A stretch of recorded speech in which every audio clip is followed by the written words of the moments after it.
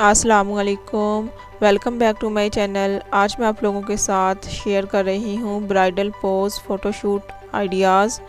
वीडियो का अंत तक लाज़मी देखें। ये वीडियो बहुत ही इंपॉर्टेंट वीडियो है उन तमाम तर गर्ल्स के लिए जिनकी शादी होने वाली है। वो तमाम तर गर्ल्स इस वीडियो से आइडिया ले सकती हैं कि एज आ ब्राइडल उनको किस तरह के पोज के साथ फ़ोटोशूट करवाना चाहिए। वीडियो का अंत तक लाजमी देखें। अगर वीडियो अच्छी लगे तो वीडियो को लाइक करें, चैनल को सब्सक्राइब करें and keep watching Saima fashion zone.